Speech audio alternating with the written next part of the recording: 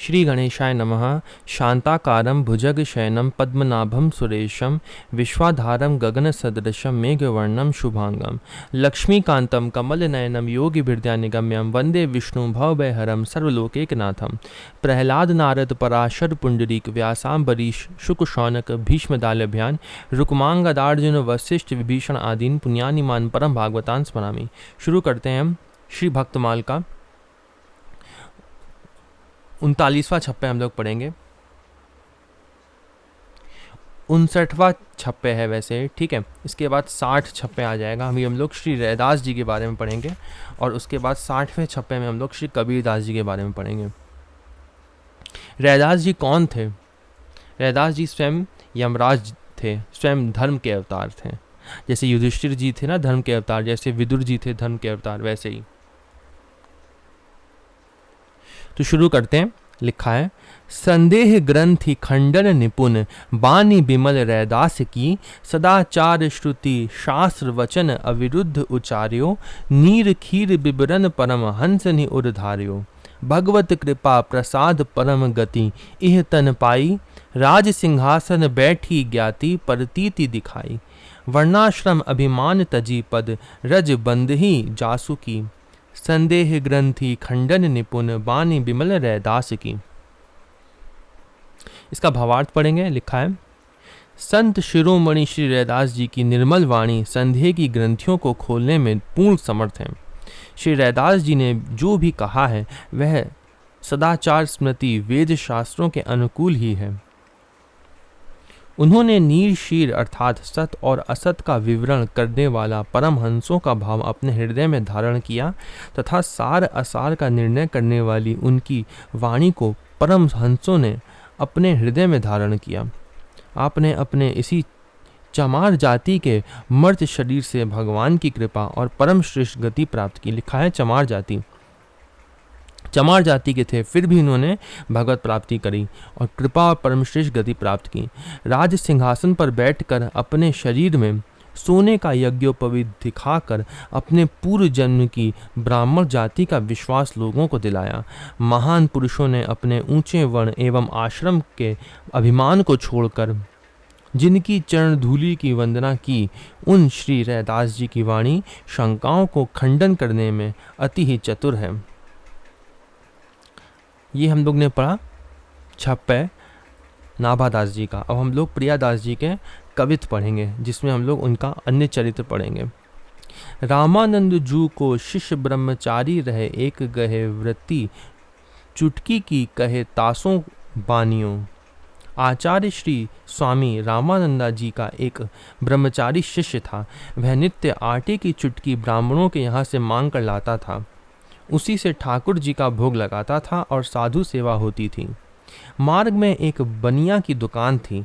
वह बनिया प्राय नित्य ही ब्रह्मचारी से कहता था कि आप मेरा सीधा सामान स्वीकार करो अंगीकार सीधो, कही 10-20 बार बरशे प्रबल धार तामे वापी आनियो। इस प्रकार उसने 10-20 बार कहा, परंतु नियम के विरुद्ध उस बनिए से सामान लेना ब्रह्मचारी जी ने स्वीकार नहीं किया। एक दिन बड़े जोर की वर्षा हो रही थी। चुटकी मांग कर लाना संभव नहीं था, अतः बनिए से ब्रह्मचारी ने जो भी आवश्यक था सीधा सामान ले लिया। भोग को लगावे प्रभु ध्यान नहीं आवे अरे, कैसे करी ल्यावे जाई पूछी नीच मानियो। जब श्री आचार्य ने ठाकुर जी को भोग लगाया तो उस दिन प्रभु भोग आरोगते हुए ध्यान में नहीं आए। तब उन्होंने ब्रह्मचारी से पूछा, कहो आज भिक्षा कहाँ कहाँ से लाए हो? उसने उत्तर दिया, एक बनिए से। श्री स्वामी जी ने कहा, जाओ पता लगाओ। पूछने से मालूम पड़ा कि बनिए ने चमार की प्रेरणा से अन्न दिया है। दियो शाप भारी बात सुनी ना हमारी घटी, कुल में उतारी दे सोई याको जानियो। तब श्री स्वामी जी ने बड़ा भारी शाप दिया कि तूने मेरी बात नहीं मानी, नीच की भिक्षा ली, अतः जाकर चमार घर में जन्म ले। वही दूसरे जन्म में श्री रैदास भक्त हुए, ऐसा जानिए। तो हम लोग बिल्कुल शुरुआत से पढ़ रहे हैं रैदास जी के बारे में। तो उनके पिछले जन्म में वह ब्राह्मण थे, ब्रह्मचारी थे, लेकिन उनको अपने स्वामी से श्राप मिला, तब वह चमार के घर में जन्म लेंगे अगले जन्म में। ये हम लोग ने इसमें पढ़ा। इसमें और कुछ और शब्द दिए हुए हैं, जैसे करो अंगीकार सीधो।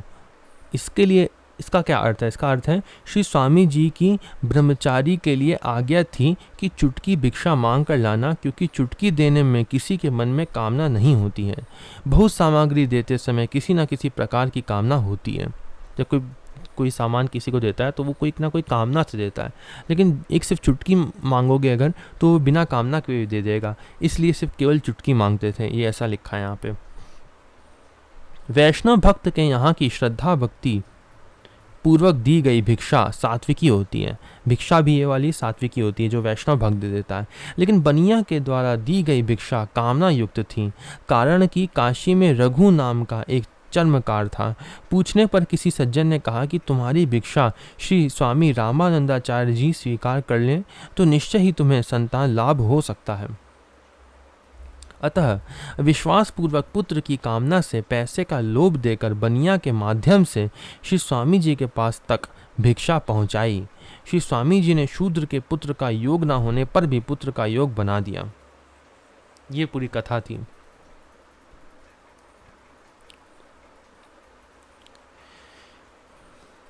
आगे पढ़ते हैं। माता दूध प्यावे या को छुयो न भावे सुधी, आवे सब पाछली सुसेवा को प्रताप है। माता अपने बालक रैदास को दूध पिलाना चाहती थी, पर बालक रैदास दूध नहीं पीते थे। दूध पीने की कौन कहे, इन्हें माता का छूना भी अच्छा नहीं लगता था, क्योंकि गुरुदेव की उत्तम सेवा के प्रताप से इन्हें पूर्व जन्म की सब बातें याद थीं। और जो मैंने यहाँ पे स्वामी जी कहा था, वे स्वामी जी कौन थे? स्वयं राम जी थे, श्री स्वामी रामानंदाचार्य जी, जो स्वयं राम जी अवतार लेके आए थे। आगे पढ़ते हैं। ये मन में सोचते थे रैदास जी कि एक बार चमार का अन्न ग्रहण करने से ये गति हुई, अब यदि यहाँ जीऊँगा और खान पान करूँगा तो ना जाने कौन सा दंड मिले। इसलिए वह इनको छूना भी अच्छा नहीं लगता था। भई नभ बानी रामानंद मन जानी, बड़ो दंड दियो मानी बेगी, आए चलियो आप हैं। इसी समय श्री स्वामी जी के लिए आकाशवाणी हुई कि आपके शाप से आपके शिष्य का जन्म रघु चमार के घर में हुआ है। उसी चमार के घर में जिसने दिया था, वो उसी चमार के घर में उनका जन्म हुआ, जो रघु चमार के घर जन्म हुआ है। एक आकाशवाणी हुई रामानंद जी के पास, और वह दूध नहीं पी रहा है, उनके पास हुई, उस पर कृपा कीजिए। उसे सुनकर स्वामी जी ने मन में विचारा कि मैंने उसे थोड़े अपराध का बड़ा भारी दंड दिया। दयावश श्री स्वामी जी शीघ्र ही स्वयं चलकर वहां पे आए। दुखी पिता माता देखी धाय, लपटाए पाए कीजिए उपाय, कियो शिष्य गयो पाप है। बालक के दूध ना पीने से माता पिता बड़े दुखी थे। स्वामी जी को देखते ही वे दौड़कर इनके चरणों में लिपट गए और प्रार्थना करने लगे कि कोई उपाय करके बालक को बचाइए। तब स्वामी जी ने बालक को दीक्षा देकर शिष्य बनाया और दूध पीने की आज्ञा दी। स्तनपान कियो जियो लियो उन, ईस जानी निपट, अजानी फेरी भूले भयो ताप है। बालक के सब पाप दूर हो गए और वह दूध पीने लगा। इस पर मृतक प्राय बालक जीवित हो गया। श्री रैदास जी आचार्य को ईश्वर के समान जान मानकर इनमें पछताने लगे कि मैं बिल्कुल ही अज्ञानी और अपराधी था, पर स्वामी जी ने मेरे अपराधों को भूलकर इतनी कृपा की कि स्वयं पधारे। इस प्रकार अपनी चूक पर श्री रैदास जी मन में दुखी हुए। सुधी आवे सब पाछिली, इसके लिए लिखा है सदगुरु संत भगवंत की सेवा का प्रताप है कि श्री जड़ भरत एवं श्री नारद जी की तरह श्री रैदास जी को पूर्व जन्म की स्मृति यथावत बनी रही। जैसे जड़ भरत जी को बनी थी ना, कि वो पहले हिरन थे और उससे पहले वो राजा भरत थे, वैसे ही इनको भी पूर्व जन्म की स्मृति बनी रही। नारद जी को भी पूर्व जन्म की स्मृति बनी रही। इसकी कथा जो है वह श्रीमद् भागवत में प्रथम स्कंद में ही दी हुई है। श्री रैदास जी का प्रादुर्भाव काशीपुरी में विक्रम संवत 1371 माघ पूर्णिमा को हुआ था। इनके पिता का नाम रघु और माता का नाम घुरबीनिया था। इनके यहाँ का एकमात्र अन्न ग्रहण करने से खाए पिए भी नहीं थे कि ब्राह्मण से शूद्र हुए, इसलिए माँ का दूध भी नहीं पीते थे।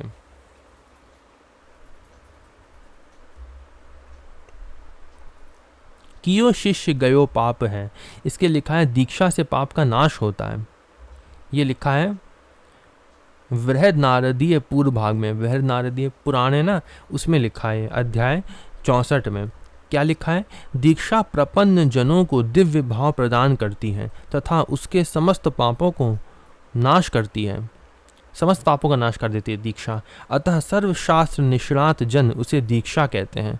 श्री स्वामी जी ने श्री रैदास जी के साथ साथ माता को भी वैष्णव बना दिया। वैष्णव का अन्न धन पवित्र माना जाता है, अतः श्री रैदास जी ने तभी दुग्धपान किया। जब माँ को दीक्षा दी स्वामी रामानंदाचार्य जी ने, तभी रैदास जी ने उनका अन्न जल ग्रहण किया, क्योंकि तब वह वैष्णव हो गए थे। वैष्णव नहीं थे इसीलिए अन्न जल पहले ग्रहण नहीं कर रहे थे, तो उनको केवल वैष्णवों के यहाँ ही भिक्षा मांगने के लिए कहा था। लेकिन उन्होंने बनिया के यहाँ कह दिया था। बनिया जो था वो जो चमार जाति के जो थे, उनसे इच्छा कामना वाला जो दान था वह ले लिया था, इसलिए वह उनको चमार के यहाँ जन्म लेना पड़ा। यहाँ जाति पाति नहीं दिखाया गया है बिल्कुल। अगर आप ऐसा सोचें कि जाति गलत है या जाति नीची, ऐसा कुछ नहीं है। वो केवल ये कारण केवल ये था कि वैष्णव के यहाँ ही उनको दीक्षा लेनी है। अब जैसे उनकी माँ को वैष्णव दीक्षा दे दी तो अब वो वैष्णव हैं, अब वह उनका अन्न जल ग्रहण कर सकते हैं। ठीक है, आगे पढ़ते हैं। बढ़ी रैदास हरि दासनी सो प्रीति करी, पिता न सुहाई दई ठौर पिछवा रही। रैदास जी महान संत थे। ये भगवान के भक्तों से बड़ा प्रेम करते थे। संत सेवा में धन का सदुपयोग करते थे। इनका ये आचरण पिताजी को अच्छा न लगा, अतः उन्होंने इन्हें अलग कर दिया और घर के पीछे की जमीन रहने के लिए दे दी।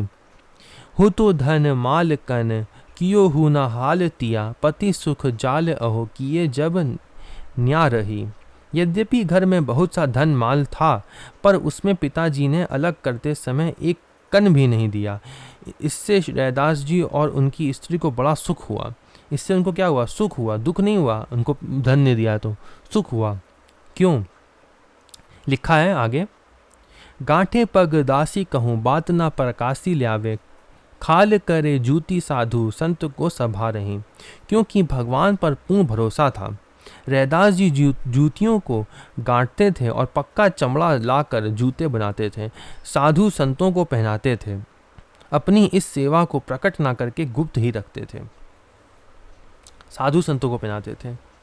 डारी एक छानी कियो सेवा को सुस्थान रहे, चौड़े आप जानी बाटी पावे यही धारी हैं। आपने एक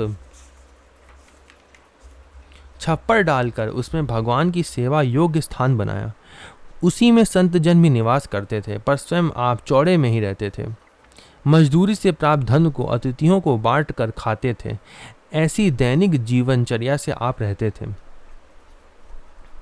सहे अति कष्ट अंग हिये सुख सील रंग, आए हरि प्यारे लियो भक्त भेषधारी के। चौड़े में रहकर उन दोनों ने जाड़ा, गर्मी और वर्षा के बड़े बड़े कष्ट अपने शरीर पर सहन किए।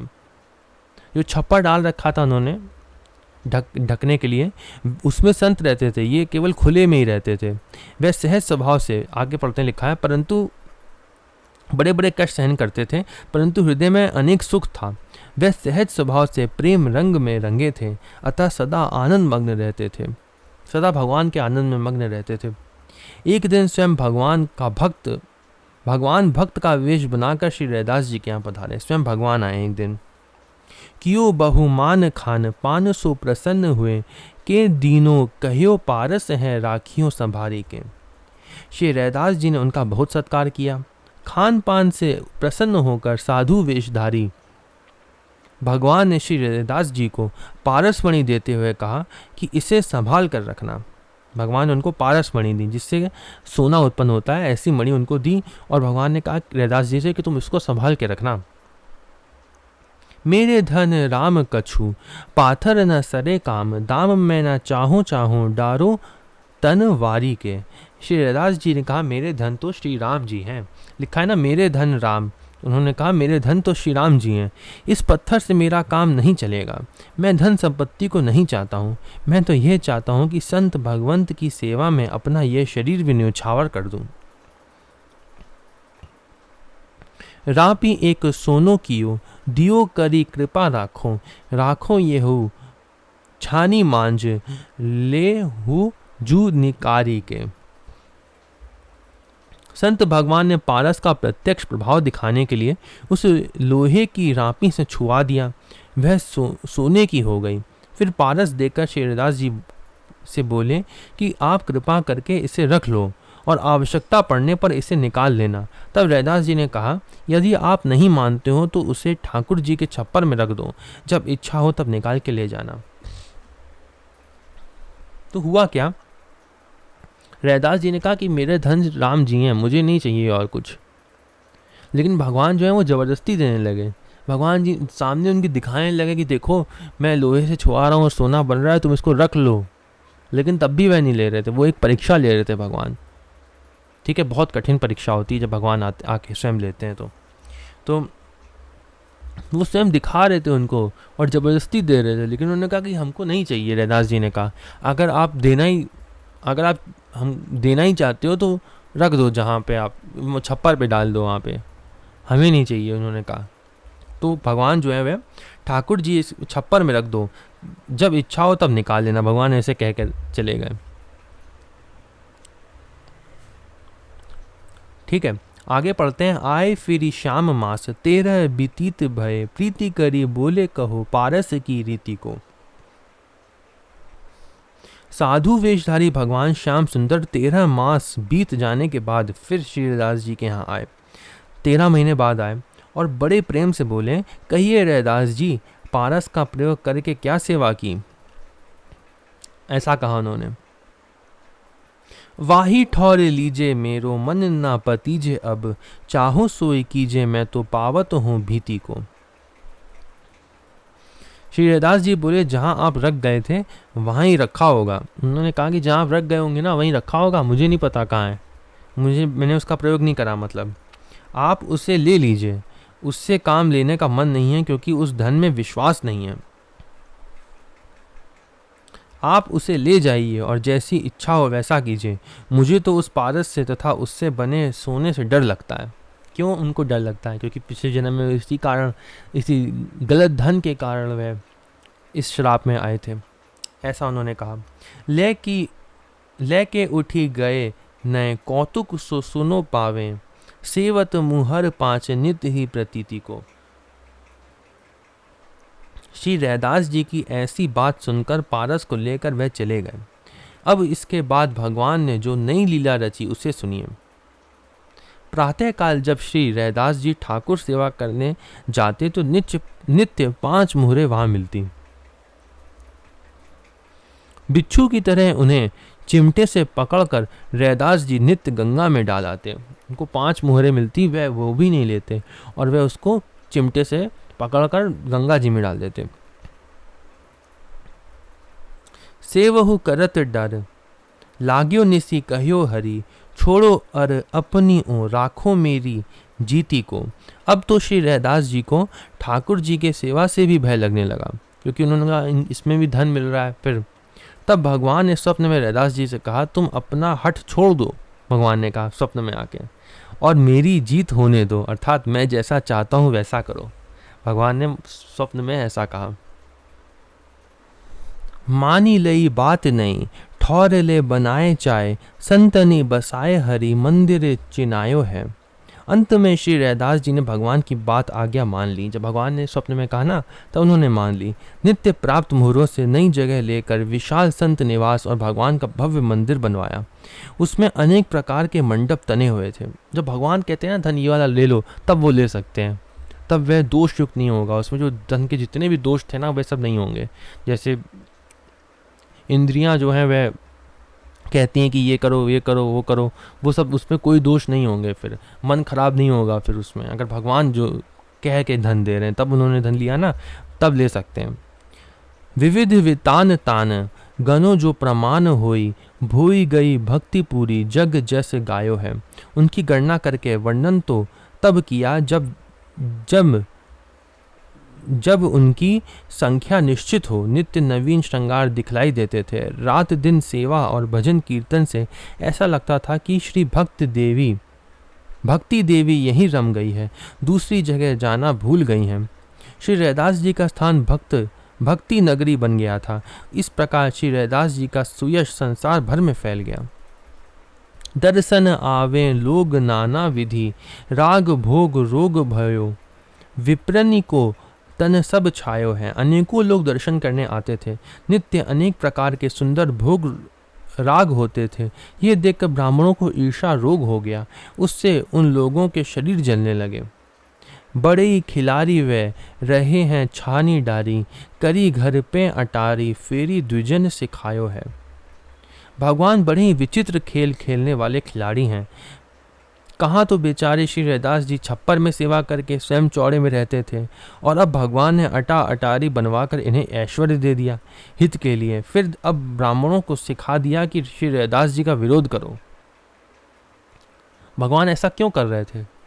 जब भगवान किसी संत को उजागर करते हैं ना, तब ऐसा करते हैं। भगवान उसको ऐश्वर्य दे देते हैं, जिससे अब वह और फेमस हो जाए भगवान का भक्त, और तब ऐसा करते हैं। उस समय उनको कोई नहीं जानता था। अब कितने सारे संत उनके पास आने लगे और कितना भव्य मंदिर बन गया। और फिर भगवान दूसरे ब्राह्मणों से ईर्ष्या भी करवा रहे हैं। बिल्कुल ऐसा ही श्री तुलसीदास जी के साथ भी हुआ था। उनका भी काशी में विरोध होता था बहुत, और जब विरोध होता है किसी चीज़ का तो वह और प्रचलित होती है, इसलिए भगवान ऐसा करते हैं। आगे पढ़ते हैं। प्रीति रस रास सो रैदास हरि सेवत हैं, घर में दुराए लोक रंजन आदि टारी है। और यहाँ पे मैंने जो धन का दोष बताया था कि जो भगवान जब कहते हैं तब वह धन का दोष नहीं होता है। ठीक है, मैं यही कहना चाहता था कि अगर कोई धन भगवान स्वयं लेने के लिए कहते हैं तो उसमें जो धन के दोष बताए गए हैं वह सब नहीं होते हैं। श्री राम प्रेम रस की विशाल मूर्ति श्री रैदास जी चुपचाप अपने घर में भगवान की सेवा पूजा किया करते थे। लोगों को रिझाने की भावना का आपने सर्वथा त्याग कर दिया था। प्रेरी दिए हृदय जाए, द्विजनी पुकारी करी, भरी सभा नृप आगे, कहियो मुख गारी है। उसी समय उर्व प्रेरक रघुवंश विभूषण ने ब्राह्मणों के हृदय में प्रेरणा की कि रैदास की सेवा का विरोध करो, उसे बंद करा दो। तब बहुत से ब्राह्मणों ने एकत्र होकर राजा के आगे भरी सभा में श्री रैदास जी को गालियां देते हुए पुकार की। उन पर आरोप लगाया कि वह शूद्र होकर पूजा करता है, यह अन्याय है, इसे रोका जाए, अन्यथा आपका राज्य नष्ट हो जाएगा। ऐसा भगवान की प्रेरणा से हो रहता है, ये सब ऐसा भगवान ने किया था। तो आगे लिखा है। जन को बुलाए समझाए न्याय, प्रभु सौंपी, कीनो जग जस साधु, लीला मनुहारी है। तब राजा ने श्री रैदास जी को बुलवाया तथा उनका चमत्कार देखकर न्याय किया और श्री रैदास जी को सेवा का अधिकार प्रदान किया। इस प्रकार उनका सुयश सारे संसार में फैल गया। क्या चमत्कार हुआ ये भी हम आगे पढ़ेंगे। ठीक है, उन्होंने ऐसा कुछ चमत्कार देखा और फिर उनका सुयश जो है वो फैल गया और उनको सेवा का अधिकार प्रदान कर दिया राजा ने। ये भक्तों की लीलाएं मन को हरने वाली अति सुंदर हैं। जिते प्रतिकूल में तो माने अनुकूल याते, संतनी प्रभाव मनी कोठरी की तारी है। श्री प्रियादास जी कहते हैं, जितने भक्त विरोधी दुष्ट हैं उनको मैं विरोधी ना मानकर उन्हें अनुकूल मानता हूँ, क्योंकि ऐसे दुष्ट विरोधी लोग ही संत प्रताप रूपी मणियों की कोठरी की ताली हैं। अर्थात जब दुष्ट लोग भक्तों का विरोध करते हैं तब उनके चमत्कार देखने में आते हैं और भक्ति का प्रचार बढ़ता है। प्रियादास जी कहते हैं, मैं उनको अनुकूल मानता हूँ। आगे इसमें हम कुछ और अधिक बातें पढ़ेंगे। जैसे लिखा है, लोक रंजन आदि टारी। इसके लिखा है, रैदास राति ना सोइए, दिवस ना करिए स्वाद, अहनिसी हरि जन सुमिरिए, छाणी सकल प्रतिवाद। उपहासी जग वार्ता, तजिए खोटे काम, हरि संतन गुण सुमिरिये जपिए सीताराम।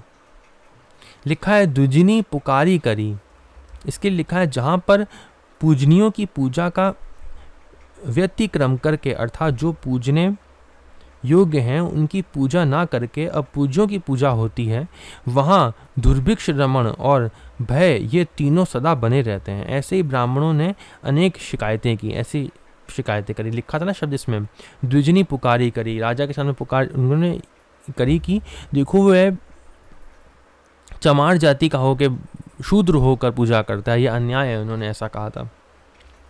आगे लिखा है न्याय प्रभु सौंपी, इसके लिए लिखा है श्री रघुराज सिंह जी ने श्री शालिग्राम भगवान को श्री गंगा जी में फेंकना और बुलाना लिखा है। भगवान की भक्ति करने का सबको अधिकार है। राजा के सामने श्री ठाकुर जी ब्राह्मणों के बुलाने पर नहीं आए और श्री रैदास जी की दीनता का पद सुनकर इनके पास आ गए। एक ठाकुर जी रखे गए, ब्राह्मणों के बुलाने पे नहीं आए, रैदास जी के बुलाने पे आ गए। उन्होंने ये पद गाया था, हे हरि आवहु बेगी हमारे, जैसे आए द्रुपद सुता के गज के काज सिधारे, ज्यों प्रहलाद हेतु नर हरि हुए, प्रगट वज्र खम्भ को फारे, पति राखो रैदास पतित की दशरथ राज दुलारे। जीते प्रतिकूल, इसके लिए लिखा है अंधकार होने से प्रकाश की महिमा होती है, इसी प्रकार विरोधी होने से संतों की महिमा का पता चलता है। जब अंधकार होगा और दिया रखेंगे तभी तो पता चलेगा कि वह दिया है और कितना आवश्यक है। वैसे ही जब अंधकार होता है, जब बुरे बुरे लोग होते हैं, तब पता चलता है कि संत हैं यहाँ पे।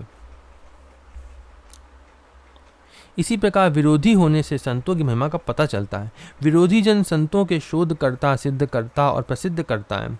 टेढ़ी ताली कुंजी को उल्टा घुमाने से ताला खुलता है और सीधी ताली घूमने से ताला बंद होता है। तात्पर्य संत जन संसार में ना फंसकर भगवान की तरफ जोड़ रहे हैं, अतः दुष्टों का प्रतिकूल रहना ही संतों के हित में है। ज्यों ज्यों आवे विघ्न डर, त्यों त्यों प्रेम हुलास, जैसे दो पक तम बढ़े सतगुण करत प्रकाश। आगे पढ़ते हैं, अगला छपा पढ़ते हैं। बसत चितौर मांझ रानी एक, झाली नाम नाम बिन कान, खाली आनी शिष्य भई है। चित्तौड़ नगर में झाली नाम की एक रानी रहती थी। उसके कान भगवान के नाम से खाली थे। उसके कान जो है भगवान का नाम कभी पढ़ता ही नहीं था उसके कान में, अर्थात किसी गुरु से उसने कान में मंत्र नहीं लिया था। वह काशी आई और श्री रैदास जी के सुयश को सुनकर एवं दर्शन मात्र से सद्गुरु बुद्धि आने पर वह उनकी शिष्या हो गई। संत होते विप्र सुनी चित्र तन, आँच लागी भागी मति नृप आगे भीड़ सब गई है। उसके साथ बहुत से ब्राह्मण थे। यह समाचार सुनते ही द्वेषवश उनके शरीर में आग सी लग गई। जब उन्होंने देखा कि ये इनकी दीक्षा ले रही है तो उनके शरीर में आग लग गई ब्राह्मणों के, उनकी बुद्धि नष्ट हो गई। वह सब लोगों की भीड़ को लेकर राजा के पास गए। रैदास को दीक्षा देने का अधिकार नहीं है, उन्होंने अनधिकार चेष्टा की है, आप न्याय करें। ब्राह्मणों ने यह मांग की।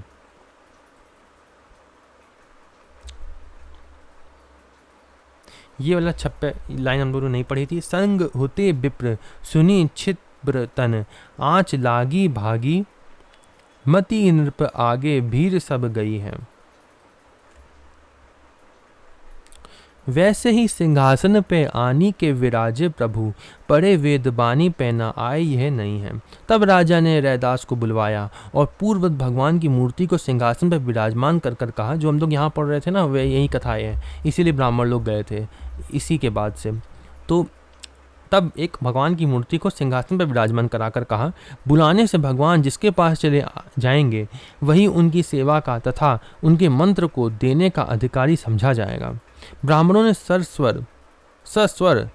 स्वर के साथ जो वेद पढ़ते हैं, वेद के मंत्र जो होते हैं वह स्वर के साथ ही एक किस शब्द को कितना वजन देना, किसको नहीं देना है, इस हिसाब से एक स्वर होते हैं, आप ऐसा समझ लो।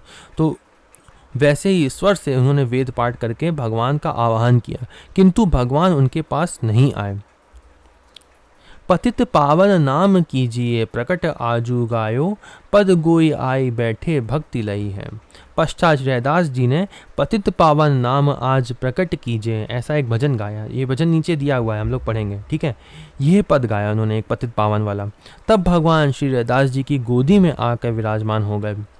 ये एक नई घटना घटी। इसे देखकर लोगों ने भक्ति करना स्वीकार किया। अब वह कौन सा भजन था वह पढ़ेंगे। नाम बिन कान खाली, इसके लिए क्या लिखा है, संस्कृत का मंत्र दिया है, देवी दीक्षा। और अब हम ये पढ़ेंगे कि जो उन्होंने कौन सा भजन गाया था जब भगवान आए थे। तो यहाँ दिया हुआ है, आयो आयो हो देवादिदेव शरण तब आयो, सकल सुख को मूल जाके नहीं समतूल सो चरण मूल पायो। कियो विविध जानी वास जम की, अगम त्रास तुम्हरे भजन विन भ्रमत फिरियो। माया मोह विषय रस लंपट यह दुस्तर दुख तरयो। तुम्हरो नाम विश्वास छाड़ी आन आस संसारी धर्म, मेरो मन ना पतिजे। रैदास दास की सेवा मानहूँ देवा, पतित पावन नाम प्रकट कीजिए। अपना पतित पावन नाम आप प्रकट करो। हम लोग पतित हैं और आप पतित पावन हो, इसको प्रकट करो, उन्होंने कहा भजन में। अगला कवित पढ़ते हैं। लिखा है, गई घर झाली पुनि बाली के, गई घर झाली पुनि बोली के, पठाए अहो जैसे प्रतिपाली अब तैसे प्रतिपाली हैं।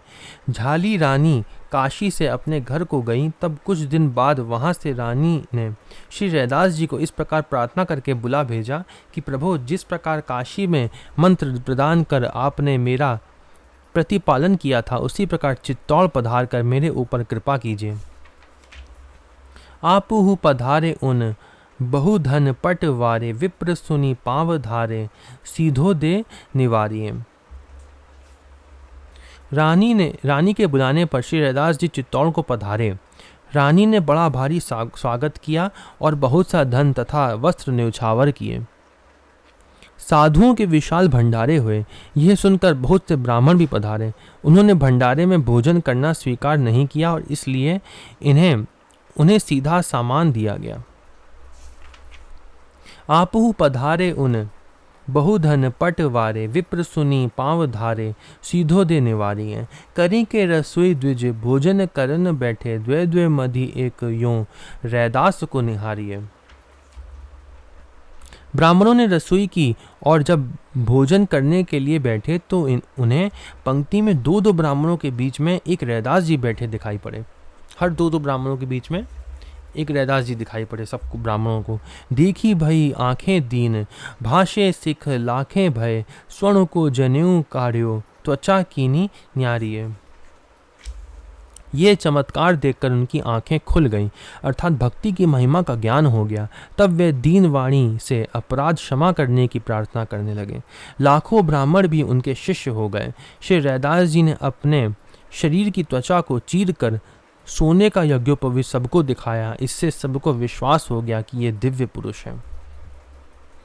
जो विशेष चरित्र प्रियादास जी ने बताया था वह यहाँ पे समाप्त होता है। हम लोग थोड़ा सा अन्य चरित्र पढ़ेंगे। क्या लिखा है, श्री रैदास जी साक्षात धर्म के अवतार थे। एक बार श्री रैदास जी भगवान की मानसी पूजा में तल्लीन थे। काशी नरेश को प्रणाम करते हुए देखकर भाववेश में ही चमड़ा भिगोने वाले कठौती के जल को भगवान का चरणामृत कहकर दिया। वह भगवान के ध्यान में थे, ठीक है।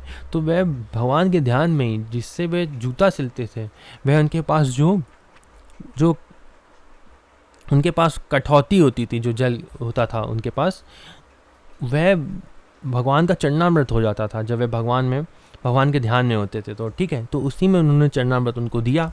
लिखा है यहाँ पे,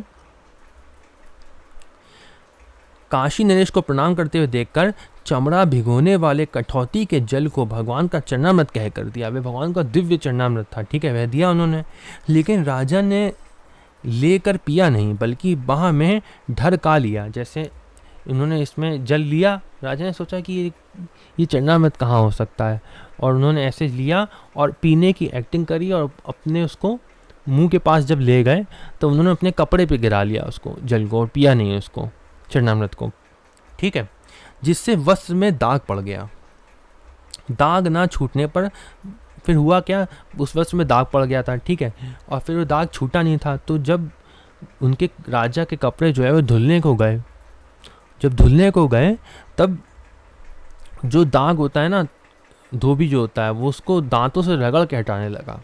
यहाँ लिखा है, दाग ना छूटने पर धोबी ने मुंह से दाग छुटाना चाहा, और तब क्या हुआ, दाग का रस मुंह में जाने पर प्रेमोन्मत्त हो गया। पता चलने पर राजा बहुत पछताए। हुआ क्या, जब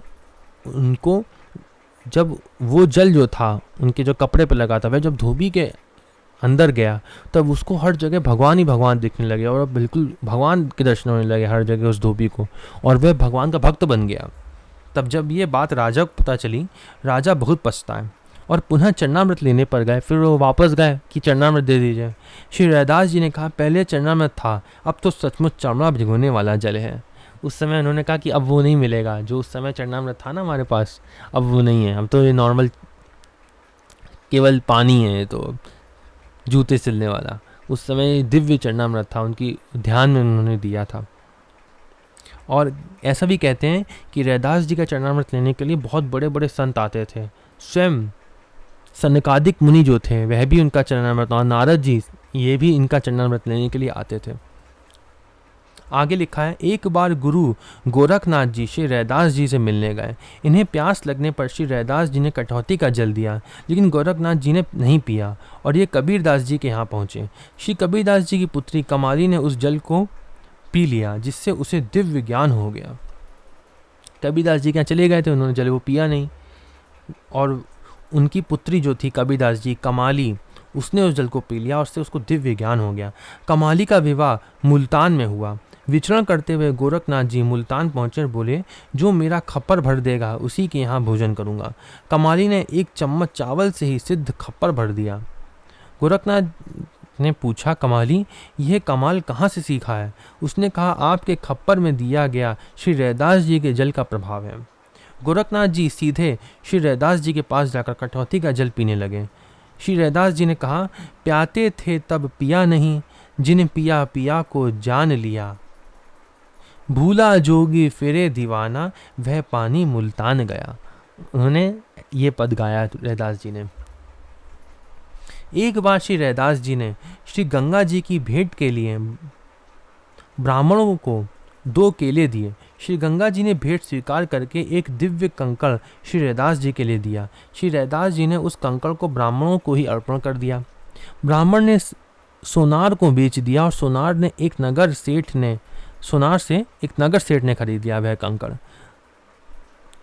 सेठानी ने वह कंकड़ रानी को भेंट कर दिया। रानी ने राजा से उसी प्रकार का कंकड़ बनवाने के लिए कहा, लेकिन दिव्य कंकड़ के सदृश बनाने में सभी असमर्थ हो गए। श्री रैदास जी के द्वारा कंकड़ प्राप्त होने से पुनः दूसरे कंकड़ के लिए राजा ने श्री रैदास जी से विशेष आग्रह किया। अत्यधिक आग्रह देखकर मन चंगा तो कटौती में गंगा, ये आपने बहुत सुना होगा, ये रैदास जी का ही कहा हुआ है। तो मन चंगा तो कटौती में गंगा, ऐसा कहकर श्री गंगा जी से प्रार्थना किया। तुरंत कटौती से दिव्य हाथ प्रकट हुआ।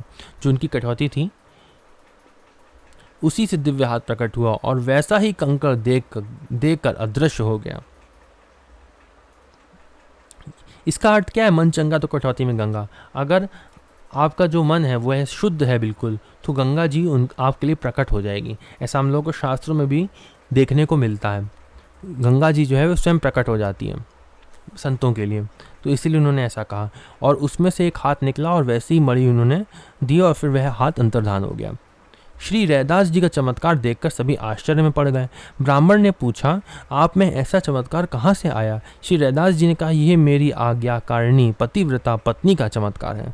ब्राह्मणों को विश्वास दिलाने के लिए बोले, जाओ मेरी पत्नी से कह देना 5 सेर घी आंगन में पात्र सहित फेंक दे। ब्राह्मण के कहने पर सचमुच श्री रैदास जी की धर्मपत्नी ने सारा घी बिना ननुचुच किए फेंक दिया, बिना उन्होंने नापे फेंक दिया। ब्राह्मण ने अपनी ब्राह्मणी की परीक्षा के लिए बोले, 1 पाव घी फेंक दो। ब्राह्मणी ने ब्राह्मण को खरी खोटी बातें सुनाई। उसी क्षण पंडित जी वैराग्य धारण कर श्री रैदास जी का सत्संग एवं श्री राम नाम रटने लगे। उन्होंने देखा कि उनकी पत्नी ने इतना घी फेंक दिया, लेकिन जब उन्होंने अपनी पत्नी से कहा ब्राह्मण ने, तो वह उनसे लड़ने लगी। तब वह सोचे कि कोई अपना नहीं है, और फिर रैदास जी के शरण में हो गए। श्री रैदास जी के भक्ति भाव से प्रभावित होकर श्री मीराबाई जी ने भी इनसे उपदेश ग्रहण किया था। यह बात श्री मीराबाई जी के पदों में प्रमाणित होती है। तो मीराबाई जो थी वह रैदास जी को अपना गुरु मानती थी। वह ऐसा इनके पदों में भी देखने को मिलता है। यहाँ ये गुरु वाला बात नहीं लिखी है, लेकिन ऐसा पद में देखने को मिलता है। जैसे यहाँ लिखा है, मीरा मेरे संत हैं, मैं संतन की दास, चेतन संता सेन थे, दी सत गुरु रैदास, मीरा सदगुरु देव की करे वंदना आस, चेत चेतन आत्म महा धन्य भगत रैदास। नहीं मैं पीहर सास रे, नहीं पाए के पास, मीरा को गोविंद मिले, गुरु मिले रैदास। लिखा है गुरु मिले रैदास। गुरु मिलिया रैदास जी, दीनी आज्ञा, दीनी ज्ञान की गुटकी, रैदास संत मिले मुही, सदगुरु दीन्हा सूरत सहीदानी, आदि अनेक पदों में ऐसा है। तो मीराबाई जी गुरु कौन थे अगर कोई पूछे तो रैदास जी स्वयं उनके गुरु थे। रैदास जी का चरित्र जितना इसमें दिया था उतना इसमें यहीं पर समाप्त होता है, और उनकी कई अन्य लीला हैं, हम उनके बारे में और आगे भी बातें करेंगे। अगली वीडियो में हम लोग श्री कबीरदास जी के बारे में पढ़ेंगे, जो स्वयं रामानंद जी के शिष्य थे। अभी हम लोग रामानंद जी के शिष्य के बारे में ही पढ़ रहे हैं। रैदास जी भी रामानंद जी के शिष्य थे। तो ये वीडियो यहीं पे समाप्त करते हैं। ओम नमो भगवते वासुदेवाय।